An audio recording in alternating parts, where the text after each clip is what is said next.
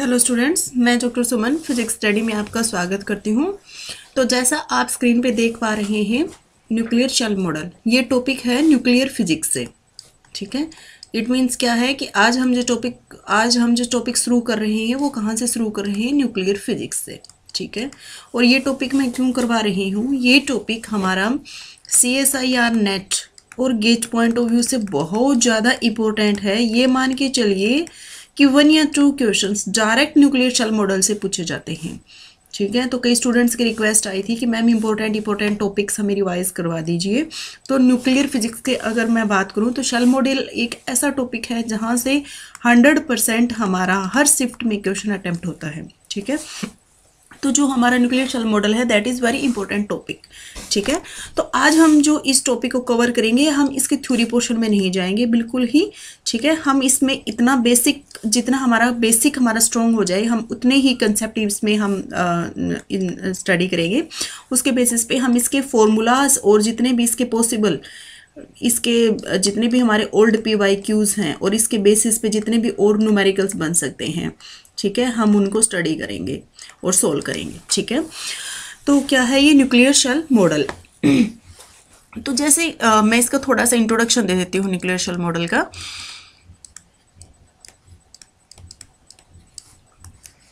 तो जैसे हमारी एटम की स्ट्रक्चर क्लियर हो गई थी, ठीक है, कि हमारी एटम की स्ट्रक्चर, इससे पहले थॉमसन के आए थे, बोहर के आए थे, मतलब जो भी एटॉमिक हमारे मॉडल आए थे, तो वहाँ से हमारे एटम की जो स्ट्रक्चर है, पिक्चर क्लियर हो गई थी कि हमारा जो 99% पार्ट है एटम का वो सारा हमारा एम्प्टी है और इसके बीच में हमारा एक न्यूक्लियस है।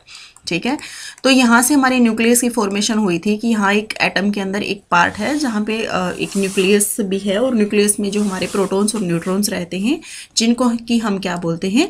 न्यूक्लियॉन्स बोलते हैं। ठीक है, लेकिन फिर क्या है कि साइंटिस्ट, देखो उस टाइम जो रिसर्च चलती रहती थी और साइंटिस्ट के दिमाग में ये चलता रहता था कि अब एटम्स का तो पता चल गया, अब क्यों ना हम इसकी न्यूक्लियस की प्रॉपर्टीज़ को स्टडी किया जाए। ठीक है, तो अब जो है वो सिस्टम चल पड़ा, अब न्यूक्लियस की स्टडी करनी है हमें। ठीक है, न्यूक्लियस की स्टडी करनी है, न्यूक्लियर स्ट्रक्चर को स्टडी करना है। उससे पहले हमें इस न्यूक्लियर का स्ट्रक्चर है वो किस तरह का है, उसकी प्रॉपर्टीज़ कैसी हैं, न्यूक्लियर प्रॉपर्टीज़ कैसी हैं। ठीक है, तो क्या है कि देखो जितने भी हमारी रिसर्च हुई है, जितने भी हमारे लास्ट हुए हैं, सारे पहले क्या एक्सपेरिमेंटल ऑब्जर्वेशंस होती थी कि कुछ एटम्स, मतलब जो साइंटिस्ट होते थे वो एक्सपेरिमेंट परफॉर्म करते थे, उसके बेसिस पे रिजल्ट आते थे, फिर उसके बेसिस पे थ्योरी कैलकुलेट करते थे कि इसके अंदर क्या हो रहा है, कौन सा मॉडल लग रहा है, कौन सा पोटेंशियल हो सकता है। ठीक है, तो सिमिलरली क्या है कि हमारे कुछ एक न्यूक्लियर लिए गए। ठीक है, एटम्स में क्या है, हमारे डिफरेंट एटॉमिक नंबर के एटॉमिक न्यूक्लियर लिए गए, उसके बेसिस पे भी एक्सपेरिमेंट किए गए, उन पे भी एक्सपेरिमेंट किए गए। ठीक है, तो ये देखा गया कि कुछ एक मैजिक नंबर है, मैजिक नंबर बोलूँगी मैं पहले यहाँ से, फिर बताऊंगी कि मैजिक नंबर हैं क्या, कि कुछ एक मैजिक नंबर है, उनके कोरेस्पोंडिंग वो जो मैजिक नंबर वाले जो न्यूक्लियाइज हैं, ठीक है, वो क्या है कि डिफरेंट प्रॉपर्टीज शो कर रहे हैं अपने जो नेबरिंग है ना, जितने भी उनके आसपास के जितने भी उनके पड़ोसी हैं, उनसे डिफरेंट है वो न्यूक्लियाई। ठीक है, कौन से न्यूक्लियाई? ये मैजिक नंबर वाले जो न्यूक्लियाइज हैं, they are showing different behaviour as compare to that of nearby जो इनके न्यूक्लियाइज हैं वो। ठीक है, और वो मैजिक नंबर हैं, वो हैं कौन कौन से मैजिक नंबर? तो वो मैजिक नंबर है 2, 8, 20, 28, 50, 82 और 126। ठीक है, ये कुछ एक मैजिक नंबर थे। मतलब मैजिक नंबर का मीन्स क्या है कि एक ऐसे न्यूक्लियाई थे जिसमें नंबर ऑफ प्रोटॉन या फिर नंबर ऑफ न्यूट्रॉन्स,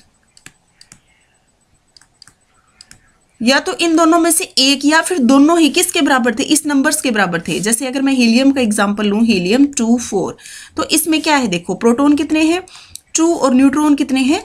2। ठीक है, तो ये क्या है, हमारा 2 प्रोटॉन है और 2 न्यूट्रॉन, तो ये एक मैजिक नंबर हो गया। दूसरा अगर मैं ऑक्सीजन का एग्जाम्पल लूँ तो ऑक्सीजन क्या है हमारा? 8 और 16, तो इसमें जो हमारे प्रोटॉन है वो कितने हैं? 8, और न्यूट्रॉन कितने हैं? वो भी हमारे क्या है? 8, और 8 हमारा क्या है? Magic number. तो ये जो न्यूक्लियाइज थे ना, इन मैजिक नंबर के कोरेस्पोंडिंग, ये क्या डिफरेंट प्रॉपर्टीज शो कर रहे थे, मतलब अलग बिहेवियर शो कर रहे थे। ठीक है। तो those nuclides which have these number of, these magic number है ना, इन मैजिक नंबर के इक्वल, ठीक है, which have these magic number 2, 8, 20, 28, 50, 82, 156, अगर इसमें से कोई प्रोटॉन या न्यूट्रॉन इनके इक्वल है तो जो न्यूक्लियाइज थे वो क्या है, showing the different properties as compare to that of their nearby nuclides, ठीक है। तो ऐसा क्यों हो रहा था, ठीक है, तो ऐसा ऑब्वियस है। अब ये एक्सपेरिमेंटल रिजल्ट थे, ठीक है, ये क्या थे, एक्सपेरिमेंटल रिजल्ट थे। अब इन चीज़ों को प्रूव करने के लिए क्या है, कुछ ना कुछ थ्योरेटिकल मॉडल लाए जाते थे, बाद में थ्योरेटिकल उनको प्रूव किया जाता था।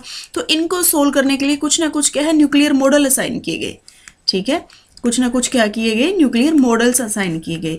और वो जो न्यूक्लियर बेसिस, जो न्यूक्लियर मॉडल असाइन किए गए, उनका जो बेस है, वो बेस कैसे, देखो बेस एटॉमिक मॉडल माने गया क्योंकि एटम के अंदर न्यूक्लियस है, ठीक है।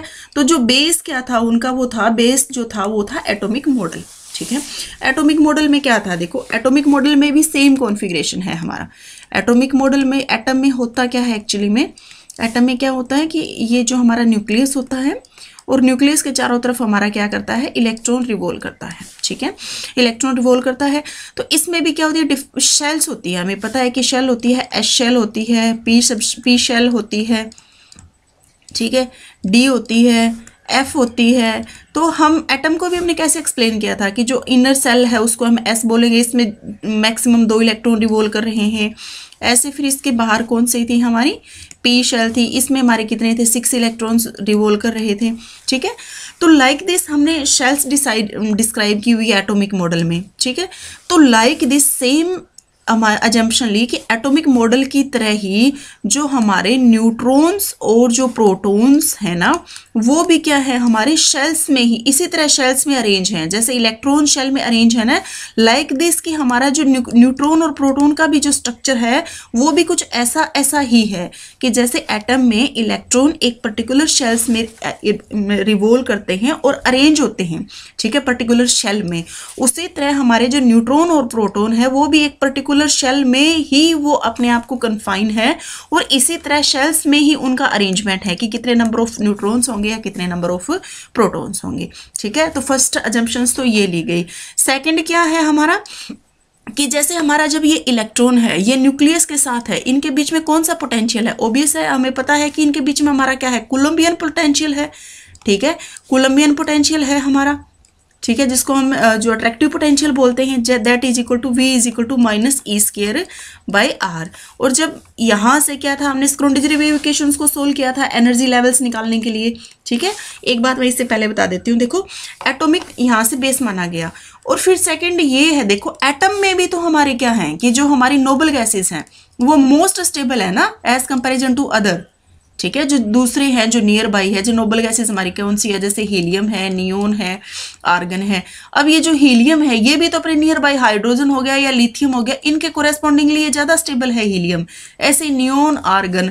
तो ये जो नोबल गैसेस हैं ये भी क्या है, केमिकल, ये जो हीलियम, नियोन और आर्गन ये केमिकल एलिमेंट है, ये मोर स्टेबल है as comparison to that of जो इनके नियर बाई हैं, पड़ोसी हैं। सेम यहाँ आ रहा था हमारा जो न्यूक्लियस की प्रॉपर्टी, जो न्यूक्लियस पे जो एक्सपेरिमेंट किए गए न्यूक्लियाई पे, तो वहाँ पे भी कुछ ऐसा ही आया कि 2, 8 कितना था हमारा, 2, 8, 20 सॉरी 2, 8, 20, 28, 50 और 82, 126। तो ये भी हमारा कुछ ऐसा ही आया था कि इन नंबर के जो न्यूट्रॉन प्रोटॉन के जो न्यूक्लियाई है वो स्टेबिलिटी शो कर रहे थे, जैसे हमारी नोबल गैसेस क्या है, स्टेबिलिटी शो करती है, ठीक है। तो नोबल गैसेस क्यों है स्टेबल, इसकी स्टेबिलिटी भी हमने क्या किया था कि हमने जो इलेक्ट्रॉन रिवॉल्व कर रहा है किस पोटेंशियल में रिवॉल्व कर रहा है, यहाँ से पोटेंशियल एनर्जी निकाली, फिर हमने स्क्रोडिंगर वेव इक्वेशंस निकाली, सोल्व की। स्क्रोडिंगर वेव इक्वेशंस में हमारा क्या होता है, डेल स्क्वायर साई प्लस में V psi is equal to E psi. तो ये वी क्या होता है, हमारा पोटेंशियल होता है, पोटेंशियल पे ये वाले पोटेंशियल की वैल्यू रखी, फिर इसके कोरेस्पॉन्डिंग हमें एनर्जी डिटरमाइन की, फिर हमें पता चला कि इनके कोरेस्पॉन्डिंग जो एनर्जी है वो हाई आई है। तो क्यों आई है, इट मीन्स क्या है कि इनका जो क्लोज्ड, जो आउटर मोस्ट शेल है दैट इज क्लोज्डली क्लोज है वो, तो यहाँ से इस क्लोज होने की वजह से बाहर के किसी भी एटम से इंटरेक्ट करना, यहाँ के इलेक्ट्रॉन को फ्री करना, आज़ाद करना बहुत मुश्किल था, ठीक है। तो फर्दर एक्सप्लेनेशन हम इसमें इतना नहीं जाएंगे, ठीक है। तो हमने इसकी स्टेबिलिटी कैसे चेक की थी, हीलियम की, नियोन की, आर्गन की कैसे स्टेबिलिटी चेक की थी, स्क्रोडिंगर वेव इक्वेशन को सोल्व करके। और स्क्रोडिंगर वेव इक्वेशन में हमें पता है क्या चाहिए, पोटेंशियल, ठीक है। पोटेंशियल हमें पता है, जब इलेक्ट्रॉन हमारा न्यूक्लियस के अराउंड रिवॉल्व करता है तो उनका कोलम्बियन पोटेंशियल होता है, हमें पता है। अब ये कहा गया कि अब ये सेम हमने मान लिया कि एटम की तरह ही हमारे न्यूट्रॉन और प्रोटॉन हो सकते हैं, ठीक है। अब दूसरी आ गई हमारी पोटेंशियल की बात, कि इलेक्ट्रॉन का तो हमें पता था कि क्या पोटेंशियल है।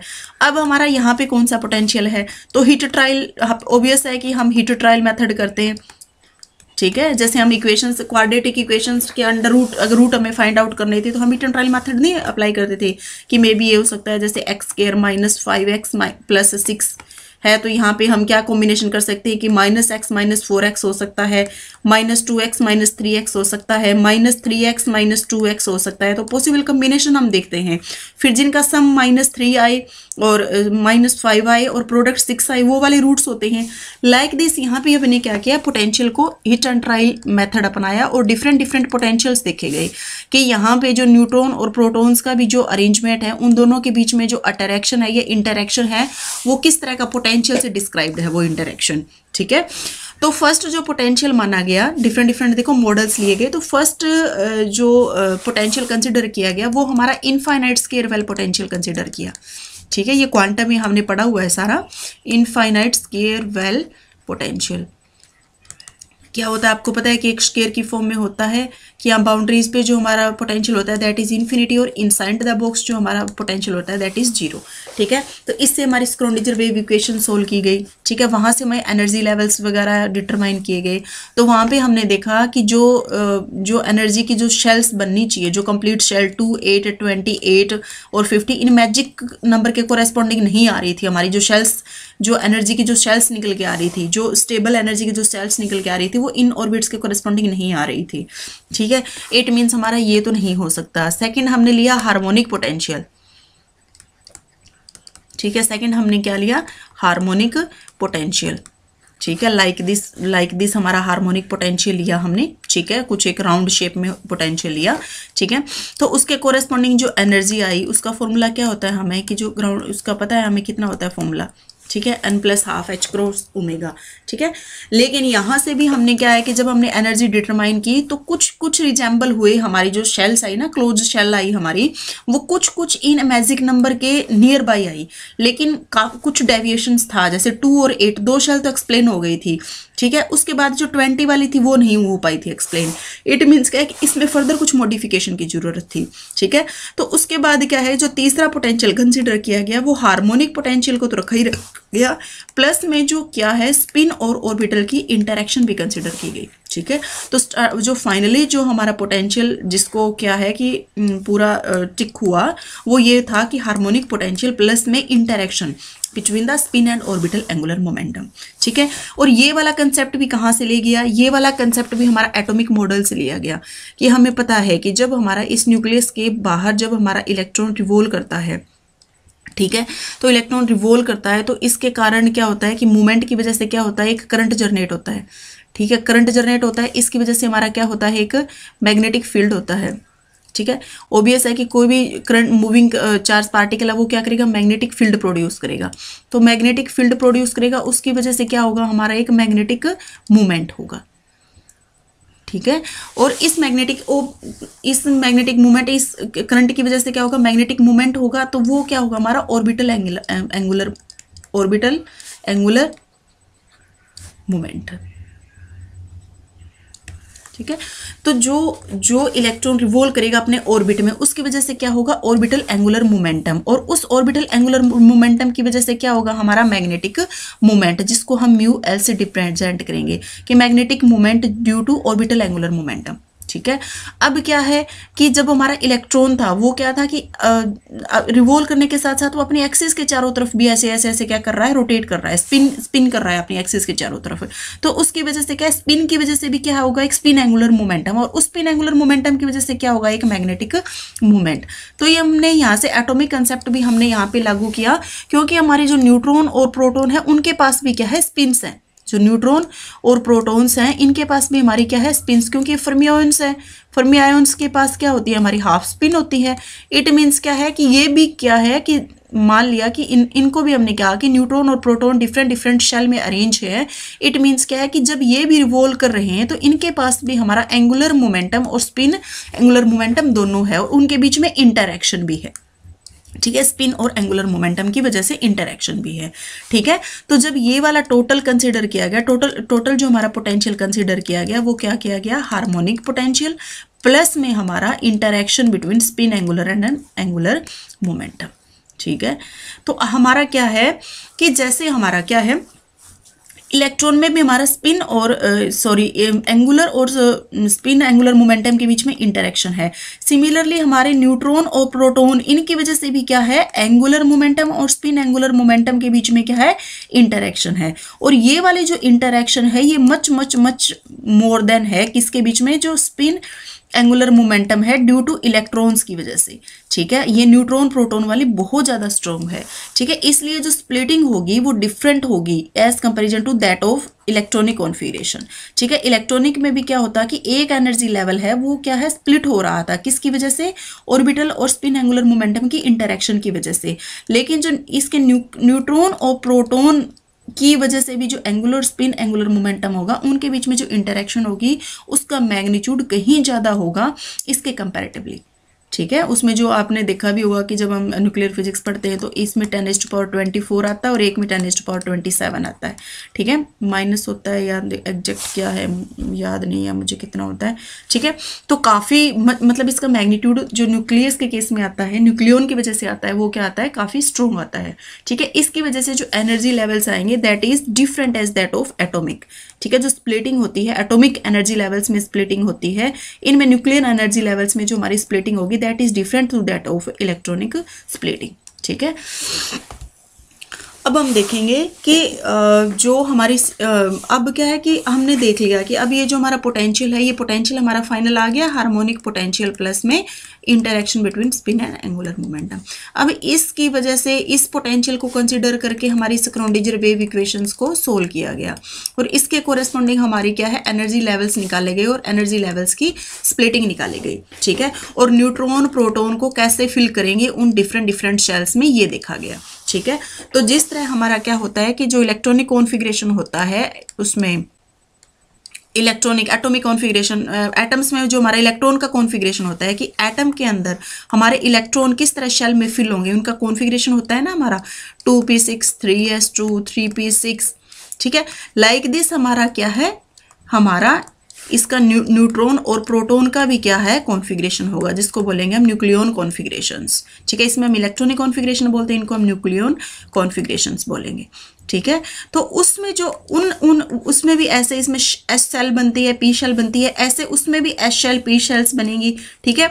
तो इसमें जैसे पहले 1s आता है, 2s आता है, फिर 2p आता है, फिर 3s आता है, 3p आता है, ऐसे हम उसमें भी देखेंगे कि इसमें कौन सी शेल पहले आएगी। मतलब अगर मान लो कि किसी भी न्यूक्लियाई में मान लो 10 नंबर ऑफ न्यूट्रॉन्स और 11 नंबर ऑफ प्रोटॉन्स हैं, तो उसमें पहले कौन से शेल में फिल किए जाएंगे। जैसे इसमें मान लो कि हमारे पास 15 इलेक्ट्रॉन्स हैं, ठीक है। तो इसमें पहले किस में जाएंगे, 2 उसमें से किस में जाएंगे, s में, 2 फिर 2s में जाएंगे, फिर p6 में जाएंगे, फिर हमारे 3s2 में जाएंगे। तो ये कितने हो गए, 2 2 4 6 12 और ये यहाँ तक आएंगे 3p3 तक, ठीक है। तो इसी तरह हमने न्यूक्लियन का भी क्या देखना है कि न्यूक्लियन कॉन्फ़िगरेशन कैसे होगा, कि अगर हमें number of protons atomic number दे दिया जाए और तो हम उसमें कैसे फिल करेंगे न्यूट्रॉन्स और प्रोटॉन्स को, ठीक है। तो अब हम देखते हैं न्यूक्लियन कॉन्फ़िगरेशन, वो कॉन्फ़िगरेशन कैसे होगा, न्यूक्लियन कॉन्फ़िगरेशंस,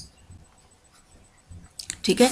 तो इसको देखो हमें क्या करना है, हमें करना है competitive exam point of view से, CSIR नेट गेट या जो भी आप कॉम्पिटिटिव एग्जाम की तैयारी कर रहे हैं उसके लिए, ठीक है। तो इसके लिए क्या है कि हम बहुत सारे नंबर ऑफ फॉर्मूलाज हो जाते हैं, तो हर स्टूडेंट्स का एक छोटी छोटी ट्रिक सोचता है कि किस तरह इन फॉर्मूलोज को याद किया जाए, ठीक है। तो इसी तरह की न्यूक्लियर कॉन्फ़िगरेशन को मैं आपको याद करने के लिए एक छोटी सी ट्रिक बता रही हूँ, ठीक है। मे भी हो सकता है आप देखो आपको अच्छी लगे या ना लगे, ठीक है। मैंने एक अपनी तरफ से बनाई है अपने याद करने का तरीका, ये कोई हार्ड फास्ट ट्रिक नहीं है, सिर्फ मैंने अपने दिमाग से डेवलपमेंट की है और कुछ भी नहीं है, ठीक है। तो उसमें देखो पहले आपको क्या करना है, 1 1 1 1 4 टाइम्स 1 लिखना है, ठीक है। फिर आपको लिखना है 2, ठीक है, 2 लिखना आपको 1 टाइम, ठीक है। अब जो ये 4 था ना, इस 4 का हाफ कितना होगा 2, मतलब 2 टाइम्स आपको 1 लिखना है आपकी बार, ठीक है। 2 तो एज यूजुअल आपका क्या आएगा, 1 टाइम ही आएगा। ठीक है, अब क्या है, ये 2 टाइम्स लिखा था आपने यहाँ पर, ठीक है, ये 2 टाइम्स, अब इसका हाफ मतलब 1 टाइम 2 1, और 2 एज यूजुअल 1 टाइम ही आएगा। ठीक है, अब क्या करना है, यहां तक तो देखो एक पूरी सीरीज बन गई कि 4 बार 1 1 1 लिखो, फिर 1 बार 2 लिखो, फिर 2 बार 1 लिखो, फिर 1 बार 2 लिखो, फिर 1 टाइम 1 लिखो, फिर 2 लिखो। ठीक है, उसके बाद में देखो आपको क्या करना है, इसके बाद भी एक अलग से सीरीज बनेगी। कैसे बनेगी देखो, 2 टाइम्स 1 लिखो, 2 टाइम्स 2 लिखो, फिर नीचे 2 टाइम्स 1 लिखो, 2 टाइम्स 2 लिखो। ये आपका थोड़ा सा यहाँ से शुरू करती हूँ मैं, यहाँ से लिखो,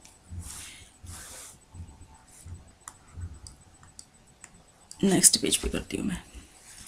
देखो क्या है, 4 टाइम्स 1 लिखो, 1 1 1 1, 4 टाइम्स आपने 1 लिखा, 1 टाइम्स आप 2 लिखो। ठीक है, फिर आप क्या है, इसका आधा 2 टाइम्स क्या लिखो, 1 लिखो, और फिर 1 बार 2 लिखो। ठीक है, फिर इसका आधा 1 टाइम्स 1 लिखो, और फिर 1 बार 2 लिखो। यहाँ तक तो आपको याद हो गया होगा, क्योंकि बहुत एक सिस्टमेटिक सीरीज बन रही है। ठीक है, इसके बाद देखो याद करने का तरीका क्या है, 2 टाइम्स 1 2 टाइम्स 2, ऐसे ही नीचे 2 टाइम्स 1 और 2 टाइम्स 2, और इनके बीच में लिख दो 3। ठीक है, ये पूरा एक सीरीज बना है ना, ये भी एक सीरीज बनी हुई है, इनके बीच में आएगा 3। इतने वैसे इतने हायर एटॉमिक इनका एटॉमिक नंबर तक पूछा नहीं जाता एग्जाम में, लेकिन फिर भी आपको याद तो होना ही चाहिए। ठीक है, तो देखो अब यहाँ से फिल कैसे करेंगे।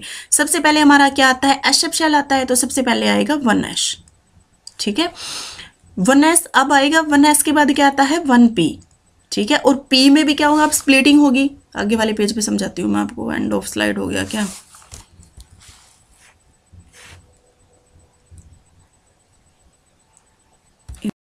स्लाइड।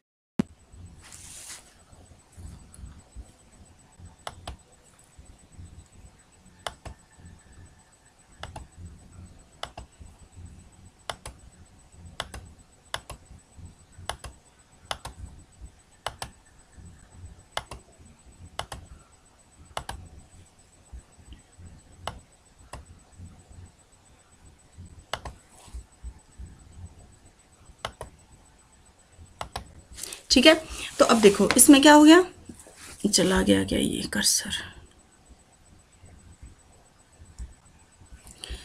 अब देखो इसमें क्या है कि इंटरेक्शन होगी।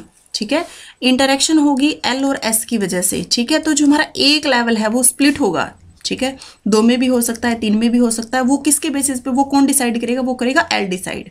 ठीक है, तो ये हमारा एक कोरेस्पॉन्डिंग जे है, जे के कोरेस्पॉन्डिंग, क्योंकि स्पिन और ऑर्बिटल जब दोनों स्पिन ऑर्बिट दोनों इंटरेक्शन करेंगे तो टोटल हमें देंगे जे, टोटल एंगुलर मोमेंटम हम जिसको बोलते हैं, due to spin and due to angular momentum. ठीक है, और इस जे की वैल्यू क्या हो सकती है, जे की वैल्यू हो सकती है हमारी l plus half to l minus half, जो आप एटॉमिक में आपने बहुत अच्छे से पढ़ा होगा ये सारा कंसेप्ट कि कैसे हमारा एक लेवल है वो कितने नंबर ऑफ लेवल्स में, कितने नंबर में स्प्लिट होगा।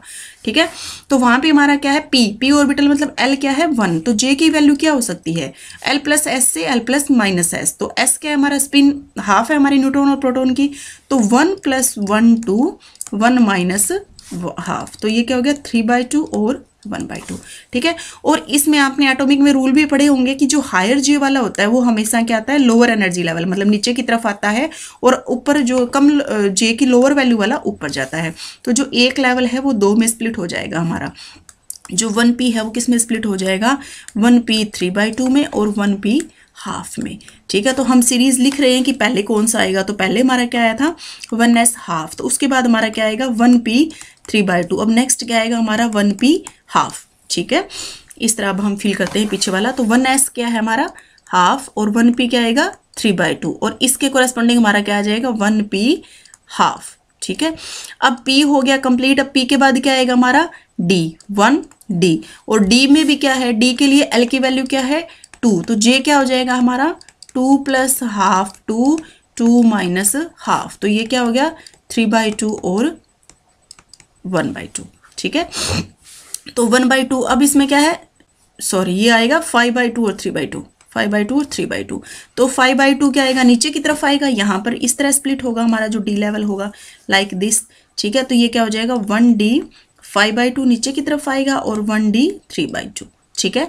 तो हमारा क्या आ जाएगा, यहाँ पे पहले क्या आएगा 1/1d 5/2, यहाँ तक हो गया। अब आ गया हमारा 2 के कोरेस्पॉन्डिंग हमारा क्या आएगा 2s हाफ, क्योंकि पहले वाला s कंप्लीट हो चुका है तो अब क्या आएगा 2s हाफ, ठीक है। उसके बाद है हमारा 1, तो 1d 5/2 आ चुका, तो अब की बार क्या आएगा 1d 3/2, ठीक है। अब d कंप्लीट हो गया, d के बाद क्या आता है SPDF, तो अब की बार क्या आएगा f, और f की कोरेस्पॉन्डिंग क्या हो जाएगी j की वैल्यू, f क्या होता है हमारा 3/2, 3 तो 3 प्लस हाफ से लेकर 3 माइनस हाफ, तो क्या वैल्यू हो जाएगी 7/2 और 5/2, तो पहले क्या आएगा 7/2, तो ये क्या आ जाएगा 1f 7/2, ठीक है। अब आ गया 2s हमारा कंप्लीट हो गया, तो अब की बार क्या आएगा 2p, और ऊपर कौन सा आएगा 3/2, ठीक है। अब आ गया हमारा 1 हम कहाँ तक फिल कर चुके हैं 1f हो गया हमारा, तो अब की बार आएगा हमारा 1f 5/2, ठीक है। अब आएगा हमारा 2p, तो 2p 3/2 आ चुका हमारे पास, तो अब की बार क्या आएगा 2p हाफ। अब अगर एक दो बार लिखेंगे ना तो प्रैक्टिस हो जाएगी अपने आप। मुझे भी थोड़ा सा कॉम्प्लिकेटेड लगा था, लेकिन मैंने 2 टाइम्स लिखा तो बहुत अच्छे से मुझे दिमाग में छप गया पूरी तरह से ऐसे, ठीक है। तो आप भी अगर करोगे तो बहुत अच्छे से क्लियर हो जाएगा आपका। अब हम कहाँ तक पहुंचे थे 1f कंप्लीट हो गया ना हमारा, तो SPDF, अब की बार क्या आएगा हमारा g, तो क्या आ जाएगा ये 1g, और g क्या है 4 वैल्यू है, तो g क्या हो जाएगा 9/2 और 7/2 आएगी, तो ये क्या हो जाएगा 9/2 ऊपर आएगा और 7/2 नीचे आएगा, ठीक है। अब आ गए हम 2 पर, 2p हमारा कंप्लीट हो गया, p के बाद क्या आएगा अब SPD, तो ये क्या आ जाएगा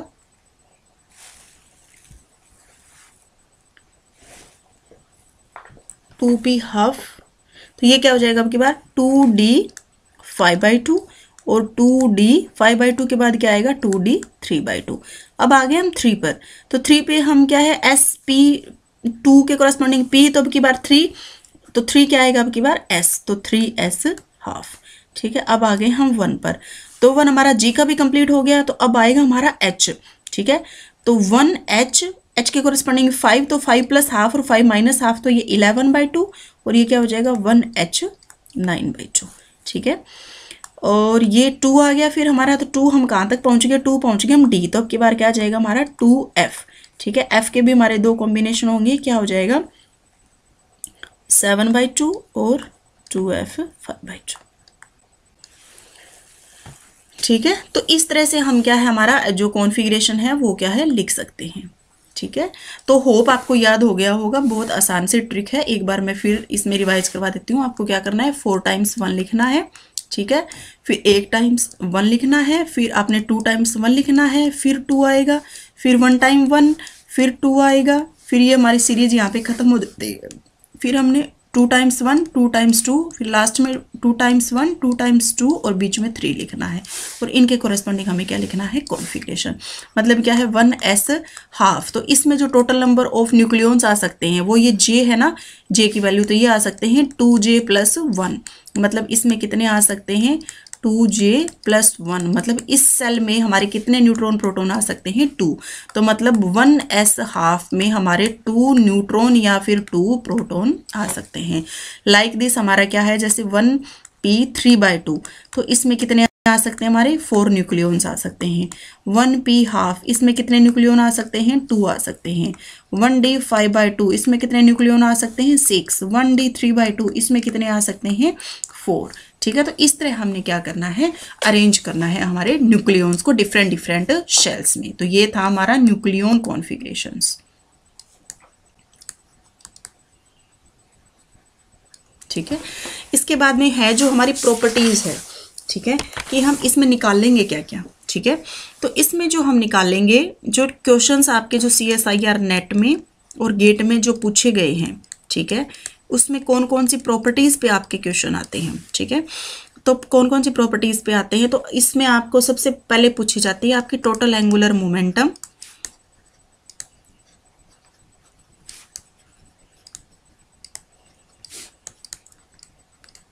ठीक है, ground state spin and parity,